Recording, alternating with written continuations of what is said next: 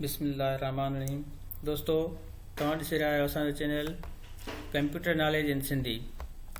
दोस्तों, जंहिं बि हिन चैनल खे सब्सक्राइब न कयो आहे उहो हिन चैनल खे सब्सक्राइब करे वठे। दोस्तों, पाण अॼु के टॉपिक में माइक्रोसॉफ्ट वर्ड जे अंदरि इंसर्ट मेन्यू में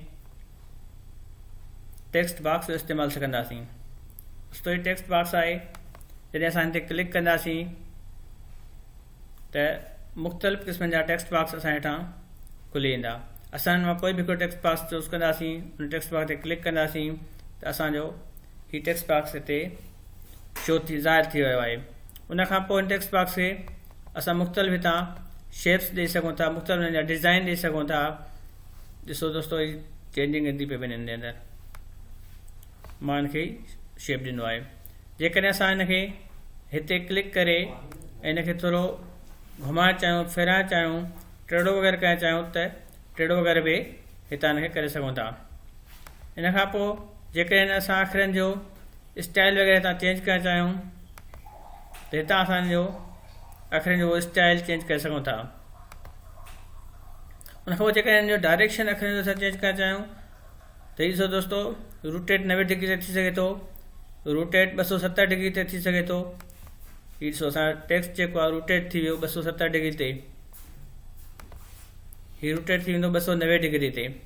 मुख़्तलिफ़ जॻह ते हिनखे असां चेंज करे सघूं था। इन खां पोइ असांजी पोज़ीशन जेकॾहिं रखणु चाहियूं मुख़्तलिफ़ जॻहियुनि ते, ॾिसो हीउ पेज जी पोज़ीशन ॿुधाए रहियो आहे त तव्हां हिनखे पेज जी कहिड़ी पोज़ीशन ते रखणु चाहियो था। जंहिं पोज़ीशन तव्हां हिनखे रखणु चाहियो उन पोज़ीशन ते तव्हां हिनखे रखी सघो था।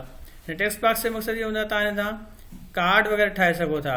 कार्ड ठाहिण में तव्हांखे ई मदद ॾींदो। उन खां पोइ हिनखे साइज़ में असां वॾो करे सघूं था, हितां साइज़ में हिनखे नंढो करे सघूं था। हीअ साइज़ जे हिन जी टेक्स्ट बॉक्स जी घटि वधि पाण था करे सघूं था। इन खां पोइ जेकॾहिं असां ॿियो तरीक़ो आहे हिनखे ड्रा करण जो। जेकॾहिं असां टेक्स्ट बॉक्स ड्रा करणु चाहियूं त हिते लिखियो पियो आहे ड्रा टेक्स्ट बॉक्स। हिते क्लिक करे उन खां पोइ